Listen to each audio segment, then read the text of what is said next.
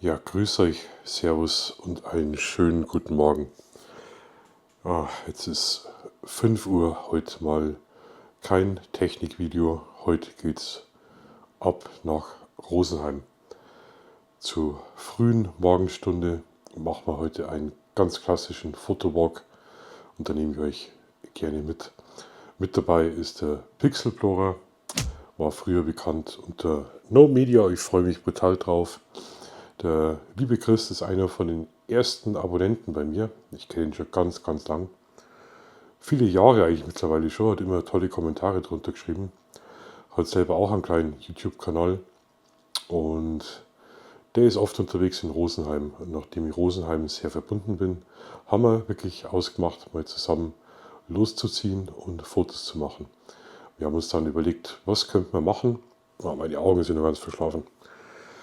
Sind wir auf die Idee gekommen, wir stehen ganz früh auf und dann machen wir schwarz-weiß am Stadtplatz Rosenheim und versuchen da so ein bisschen Licht und mit Schatten zu spielen. Und auch wenn es noch nicht so ausschaut, aber ich freue mich total drauf. Aber erst einmal brauche ich noch einiges an Kaffee. Also viel Spaß, wir sehen uns gleich in Rosenheim.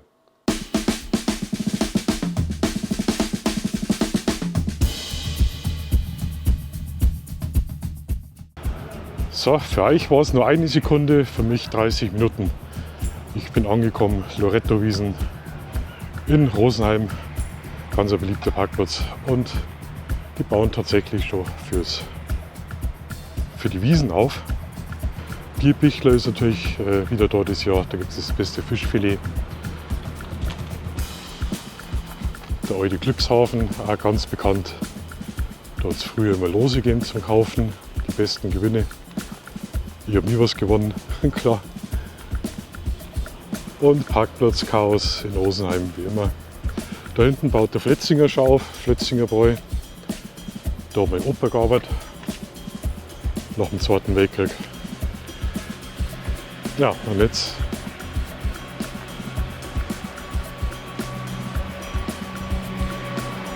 warten wir auf den Pixelplorer. No Media auf den Chris. Das Wetter ist richtig angenehm. Es hat schön runtergekühlt. Ich bin jetzt schon komplett durch die Stadt gefahren. Ich habe ganz tolle Sachen schon gesehen.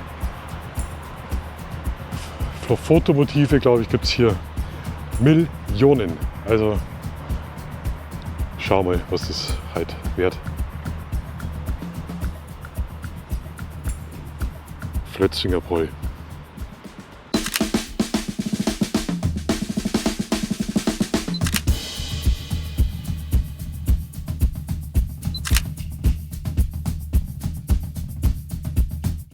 Ich werde euch wahrscheinlich ein bisschen was über Rosenheim erzählen. Vielleicht schauen wir sogar beim Spukhaus vorbei. Das ist international richtig bekannt. Wo die Adresse genau ist, verrate ich euch natürlich nicht, sonst pilgert da wahrscheinlich jeder hin. Und Rosenheim ist wirklich eine schöne Stadt, brutal gewachsen die letzten Jahrzehnte. Das ist unglaublich. Und es gibt aber auch ganz dunkle Seiten, Geschichten von Rosenheim. Und die dunkelste Seite, das schlimmste Ereignis, was in Rosenheim passiert ist, verrate ich euch am Ende vom Video. Aber da müsst ihr wirklich, da müsst ihr stark sein. Ziel ist ja der Stadtplatz. Es gibt zwar außenrum auch noch 1000 Sachen. Ich habe jetzt schon wieder, glaube ich, ein paar Fotos gemacht. Ich zeige euch das mal, was ich jetzt hier schon mal fabriziert habe. Und dann erzähle ich euch ein paar Geschichten auf dem Weg dahin. Und dann treffen wir uns.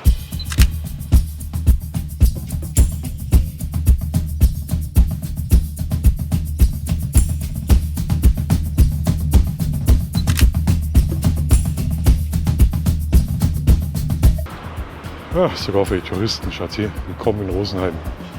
Lokschuppen ganz bekannt, immer ganz tolle Ausstellungen. Stadtarchiv, Römer, klar, wir haben die Römer gehabt hier.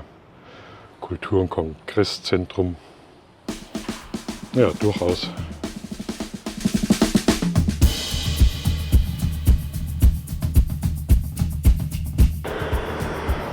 Vielleicht kennt ihr ja das Gebäude. Polizeidienststelle Rosenheim Cops. War mal eine ganz beliebte Serie, ich weiß nicht, ob es die noch gibt. Haben sie auch komplett neu gebaut. Früher war das da hinten die Polizei, da am Eck, glaube ich. Und das ist alles komplett neu gebaut worden. Überhaupt so viel neu gebaut. Die Kreuzung da vorne kenne ich auch noch. Da ist immer angestanden. Da war immer Stau. Naja, ich kann da Leute auch schon 1000 Fotos machen.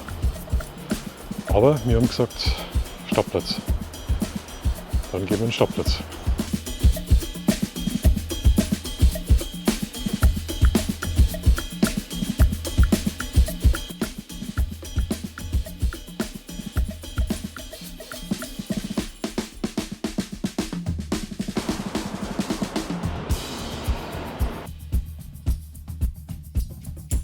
First Class Döner Deluxe.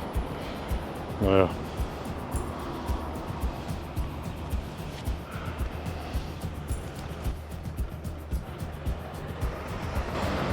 Vom Baustil her haben wir hier mit den Schwibbögen in Salzach-Bauweise. Ganz typisch für die Städte, die was am Inn sind.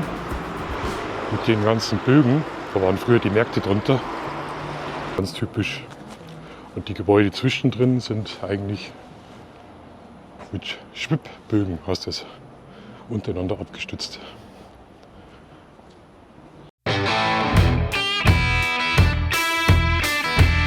Ja, die Lichterketten schauen ja scheiße aus. Schrecklich. Aber wie gesagt, die Durchgänge da, die sind schon Jahrhunderte alt.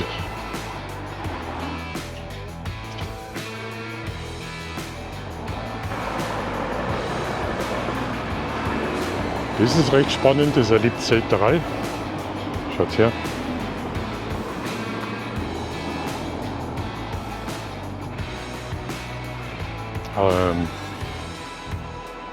Was vielleicht interessant ist, meine Familie oder mein Familienname ist auch in Wasserburg ganz bekannt, bis ins 15. Jahrhundert. Reich geworden durch Lebzelterei und Wachszieherei. Lebzelter sind die, was heute waren es Lebkuchen. Früher im Mittelalter war Lebkuchen das ganze Jahr beliebt und sehr teuer. Lebzelterei, finde ich immer richtig cool. Jetzt gehen wir auf die andere Straßenseite. Ist dann auch keine 30 aus der Wasserburger da fährt.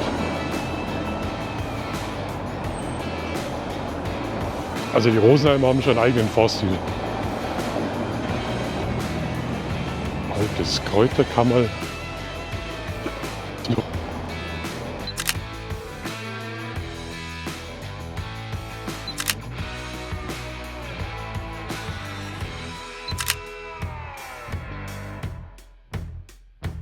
Jetzt sage ich euch was, wo ich ganz tolle Erinnerungen dran habe.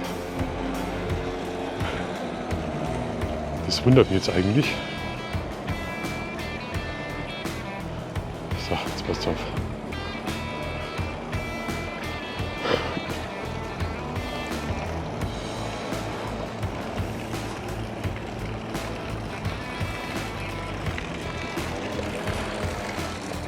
Jetzt schaut her, der Markt, den kenne ich schon seit 40 Jahren. Das ist der kleine Platz da, seht ihr? Und immer, wenn ich mit meiner Mutter unterwegs war, am Wochentag, ist genau an der Stelle, oder da, ist der Wiener Verkäufer gestanden. Das war ein alter Mann, der hat einen großen Deckel gehabt, mit heiße Wiener, Semi und ich glaube, einen Ketchup hat es auch schon gegeben. Und da habe ich immer ein paar heiße Wiener gekriegt, genau an der Stelle. Und das war im Winter natürlich richtig toll, wenn du dort deine kleinen Kinderfinger an der Semi und ein paar Wiener wärmen hast können. Gibt es leider alles nicht mehr. Aber genau das war die Stelle hier. Da ist er aber gestanden. Und das war immer der Highlight. Aber ich glaube, da vorne gibt es sogar einen Metzger, weiß ich gar nicht. Gehen wir mal Vieri schauen, das würde mich interessieren.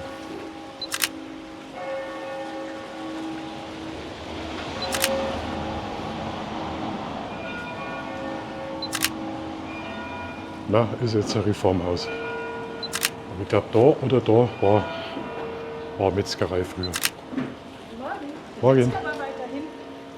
Ah, okay. Jetzt kann man aber da Agrarien. Weil ich weiß, früher, vor 40 Jahren, ist der immer mit seinen Wiener da gestanden. Ein groß. Kann sein. Genau, genau. Ah, Dankeschön.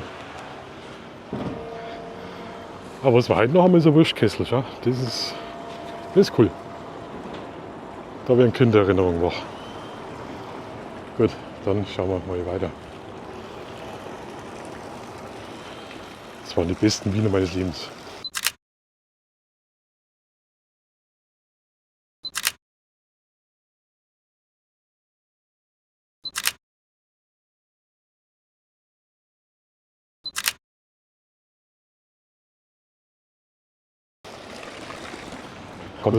Jetzt muss ich euch nur eine Geschichte erzählen. Meine Großeltern kommen ja auch aus Rosenheim.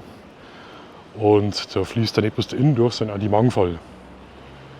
Und kurz nach dem Krieg haben die so eine Rattenplage gehabt, Bisamratten. Da hat die Stadt Rosenheim, das muss in die 50er Jahre gewesen sein, nein, ich bin noch nicht so alt, haben das Kopfgeld auf Bisamratten ausgesetzt. Die haben direkt die Leute gefallen, da am Mangfalldamm. Und dann sind die Leute auch an den Mangfall und haben die Bisamratzen erschlagen. Und haben es bei der Stadt abgegeben und haben sie so nach dem Krieg Geld dazu verdient. Kann man sich heute gar nicht mal alles vorstellen. Ja? Ja.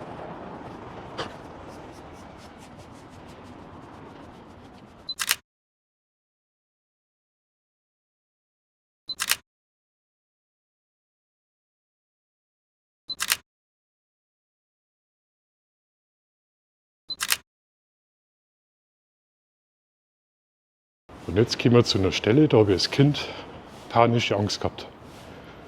Schauen wir mal.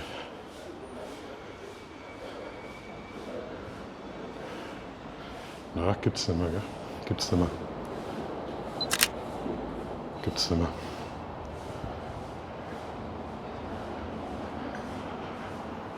Wenn du da früher in das Mittertor reingegangen bist, und da habe ich immer Angst gehabt, da muss da ein Souvenirgeschäft gewesen sein, ist auch neu gewesen. Und da ist eine uralte Ritterrüstung gestanden. Und da war ich so 5 Jahre alt oder so. Und da habe ich immer Angst gehabt vor dem Ritter. Der ist immer da im Eck gestanden. Und ich habe den auch nie berührt. Also da habe ich so einen heiden Respekt gehabt. Da haben wir nicht durchgehen müssen. Und der war entweder an der Stelle oder da drüben. Aber das Kind war total unheimlich, wenn du da ins dunkle Mittertor reingehst. Und dann steht der Kamerad im Eck. Städtische Museum, also noch ist es relativ ruhig auf dem Stadtplatz. Das kann sich dann ganz schnell ändern. So. Stellt euch dieses Kind vor der Gästerei, dann steht der da im Eck. Das war immer gruselig. Jetzt schauen wir auf die Uhr, Viertelstunde ungefähr haben wir noch. Bis der Chris kommt. Aber das macht nichts, weil ich das jetzt in Ruhe zeigen kann und kann mich dann richtig schön aufs Fotografieren konzentrieren. Schauen wir, ob der Chris was geschrieben hat. Ja, laut Navi 8:20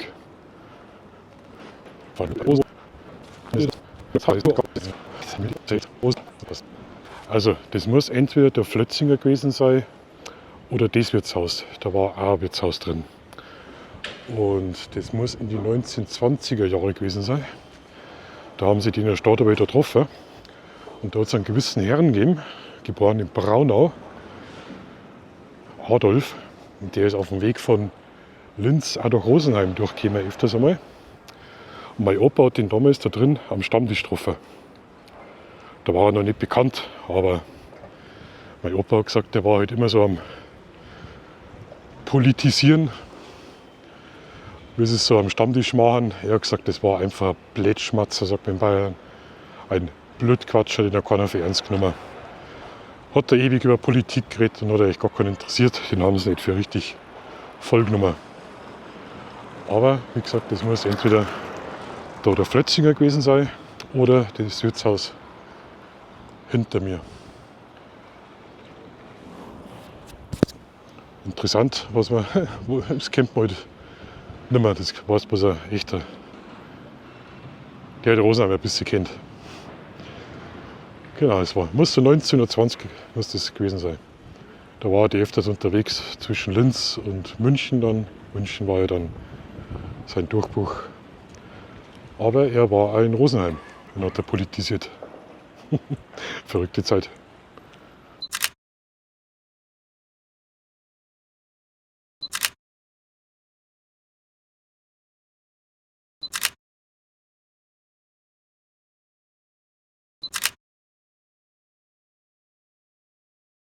So, stellt euch vor, der Chris kommt auch schon. Dann schauen wir mal.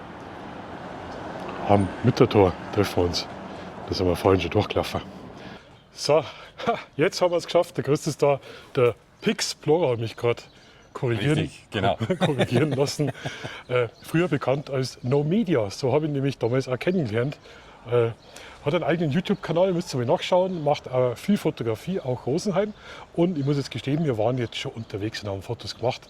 Es sind, glaube ich, auch richtig geile Fotos. Ja, da haben wir wirklich, glaube ich, gute Motive gefunden. Gell? Also kleine Versteckte in so Gassen. So. Ja, es war jetzt traumhaft. Also die Ja. versteckten Gassen in Rosenheim, wirklich klasse. Wir wollten eigentlich Schatten, aber irgendwie Heute ist überall Schatten. Ja, ist halt mehr Schatten als Licht. ja genau. Aber wir haben in Schwarz-Weiß fotografiert und haben festgestellt, es ist gar nicht so einfach. Gell? Also, Richtig, ja. Da muss man schon zweimal hinschauen, dass Ja. man da wirklich ein gutes Motiv findet. Aber ich glaube, das ist auch das Gute an der ganzen Geschichte, dass man sich jetzt ein bisschen mehr Zeit nimmt und es dann oh ja. nicht nur einen flüchtigen Blick durch den Sucher macht, sondern da wirklich schaut, Ja, wirkt es. Ja, gell? stimmt. Ich glaube, das ist schon mehr so intensives Vor Fotografieren. allem habe ich festgestellt, wir haben das gleiche Auge. Wir haben gar nicht reden müssen. Wir haben ein Motiv gesehen und haben uns drauf gestützt wie die Geier. Also da haben wir gar nicht viel reden ja, müssen. genau. Also das, Nee, da haben wir echt das den passt. fast identischen Blick. Oder eigentlich ist der identische Blick schon. Ja, gut, genau. ein paar Sachen hast du Hier schon und gezeigt, da, wo ich ja. vorbeigelaufen war. Das stimmt ja. Ja, aber wie hast du gesagt, 8 Augen sehen mehr als... Genau, 8 Augen sehen mehr. Schaut bitte unbedingt beim Chris auf dem Kanal vorbei. Ich glaube, da kommt bestimmt auch ein Rosenheim-Video. Könnte es sein, dass er da Ja, vielleicht das was ist plant. auf jeden Fall auch geplant, genau.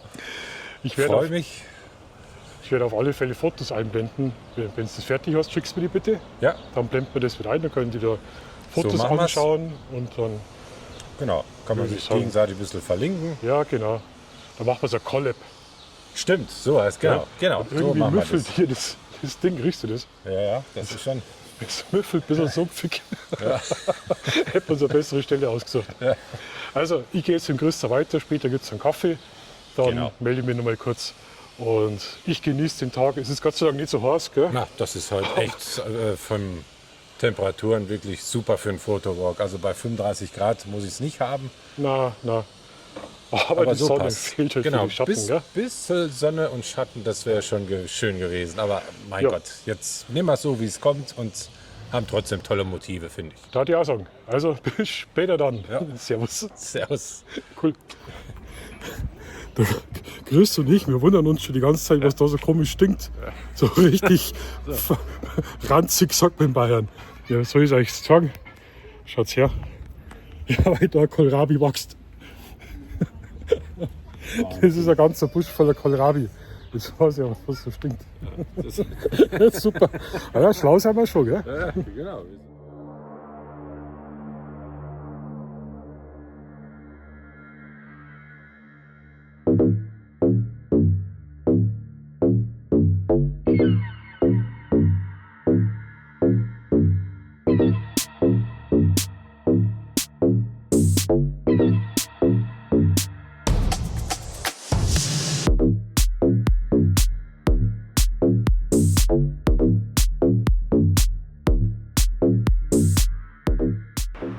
So Leute, wir sind jetzt auf dem Rückweg mit dem Chris. Wir haben jetzt so versucht, ein paar Fotos zu machen.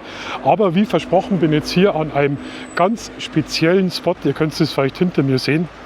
Und zwar dieses Gebäude. Ich drehe jetzt mal schnell um. Seht ihr? Gleich neben dem Stadtplatz.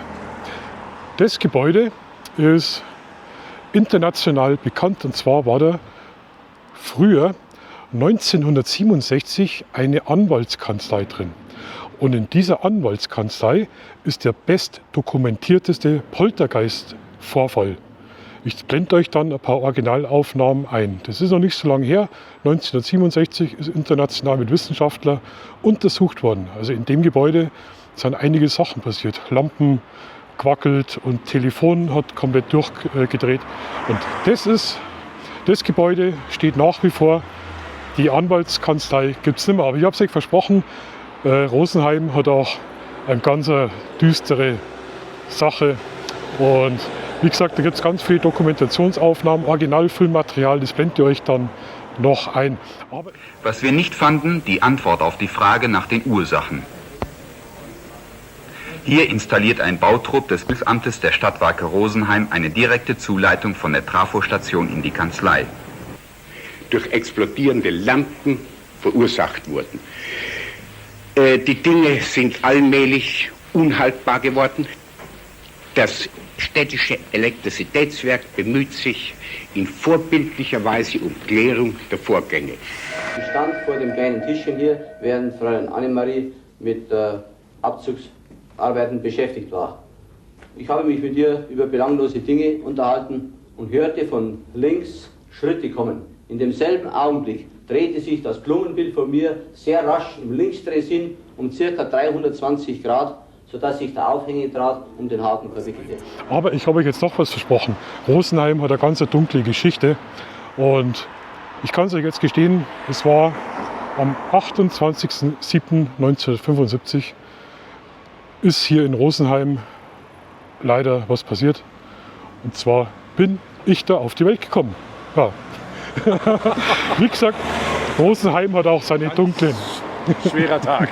Ganz schwerer Tag für die Menschheit. Seitdem habt ihr mich an der Backe. Tja, und noch, weißt du, was das Allerschlimmste ist?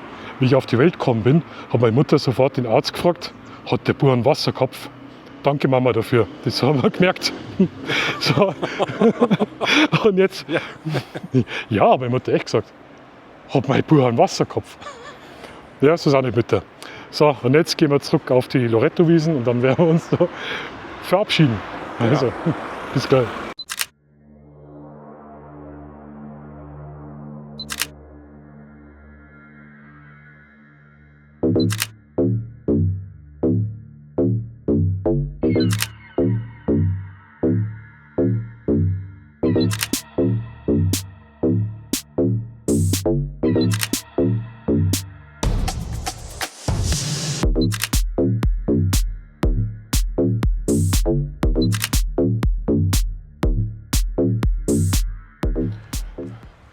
Jetzt haben wir, jetzt haben wir okay mal am Loretto-Parkplatz. Der Chris und ich, wir haben es geschafft. Jetzt hat ein bisschen die Sonne rausgekommen. Der Chris hat die ganze Zeit schon die Fotokamera rausgerissen und hat angefangen, da Sonne und da Sonne. Genau, da ist noch was gut hergegangen an Motiven. Schau da hinten, Kinder. Na, egal. Ja gut, wenn es jetzt dann wieder anfängst, dann müssen wir gleich nochmal losgehen. Ja, deswegen habe ich gesagt, jetzt lasse ich die Kamera drin. Ja. Weil sonst, glaube ich, haben wir dann 5000 Fotos. Also ich hoffe, euch hat der Fotowalk Spaß gemacht. Es sind auch einige Bilder rausgekommen. War ein bisschen lustig. Ich muss ganz ehrlich sagen, der Fotowalk hat mir wieder super brutal gut gefallen. Ja, mir hat es auch gut getaugt. Da bin ich ja ehrlich. Also wenn ich, super. wenn ich Leute dabei habe, die mir nicht taugen, dann sage ich denen das auch. Und das ist beim Chris nicht. Genau, dann also, zupf die. Schleich die, zupf die. Wir haben sogar schon was ausgemacht, aber da verraten wir noch nichts. Und zwar für den Spannungsbogen. Drohnen vielleicht, ja. dass wir zusammen da mal was testen. Genau. Aber schaut unbedingt beim Christian auf dem Kanal vorbei und lasst mal ein Abo da, Like, es wäre das bestimmt ein Video kommen. Ja. Wie lang? Also ich schätze, morgen wird es rauskommen, das Video. Wann zeigst du deins? Wann ist dann morgen? Heute abends, Kind meins. Echt? Na, Schmarrn. So schnell schon? Na, ich weiß nicht. Vielleicht nächste Woche. Muss ich mal schauen, wie es So eine Woche, gell? Ja. So eine Woche ist aber eine gute Zeit. Genau. Also schaut auf alle Fälle vorbei. War richtig geil, hat mir wieder richtig Spaß gemacht. Rausgehen, mit der Kamera was machen. Richtig, genau. Und ja, nicht bis daheim für die Studio-Sachen. Genau. Und du hast schon gesagt, jetzt machst du als erstes gleich die Fotos. Genau. Immer erst die Fotos, dann das Videomaterial drumherum. Ja, schön drum basteln. Und dann Hast du schon ein Foto, was du im Sinn hast? Also bei mir ist es so, ich weiß jetzt genau, welches Foto ich als erstes gleich bearbeiten will. Und das suche ich ja sofort raus. Hast du auch schon so eins, was du sagst, da musst du gleich nachschauen? Noch nicht, na. Noch nicht. Okay, Ja. interessant. Vielleicht das von der Kirche. Also was Okay. wir jetzt zum Schluss von hinten mit so ein bisschen blauen Himmel, dann den ja, ja, Bach oder okay. was auch immer das Ach, da war. am Bach, okay. Ja, vielleicht Also, da. ich hab schon eins. Oder beziehungsweise doch, ich habe eins und zwar das mit dem Achso, ja, genau. Würstelbayer da. Das Foto Genau, ist super. Würstelbayer. Das Ich nenne jetzt einfach mal Würstelbayer, nicht sich abwertend gemeint, aber Würstelbayer, genau. das hat echt gut passt. Und ich habe meine Kamera wieder nicht heraus gehabt. Gell? Schau, ihr habt's. Dann tue ich die Kamera raus und was war? Hockt der Würstelbayer da und futtert sein Genau, Würstel. dann sitzt er schon und hat schon die halbe Wurst weg. Aber das Foto ist geil. Ja. Also, ich habe die Fotos noch nicht gesehen. Für euch kommt es jetzt im Anspann. Und vielen Dank fürs Zuschauen. Hype, Like und ach, die ganzen Schwane, ihr wisst es eh. Ja. Bitte schaut da beim Chris rüber. Ich Da verlinke euch rein. natürlich alles. Genau. Und ja, dann da ich sagen, ja, schleich die. Ja, ja, Fertig, dann. fertig haben. Spaß. Na, Also, ja, dann. magst du noch was sagen? Mir hat's auch gut taugt. War echt mal Zeit, mit Markus loszuziehen. Ja. Also merkt man schon, ist eine Wellenlänge. Also ich glaube, da wird noch das ein oder andere gemeinsame Video Bestimmt. rauskommen. Ja, auf Also jeden Fall. da machen wir dann jetzt Oberbayern und so weiter. Machen wir jetzt auch unsicher. Ja. Die Dämme alle aufarbeiten jetzt. Und der Kerl hat für einen richtigen Schmarrn im Kopf, gell? Der tut das immer so. Ja, genau. Als Faustdick hat das hinter die Genau, Ohren. stimmt. Also, pfiat euch, servus. Genau, 40. Habe die Ehre.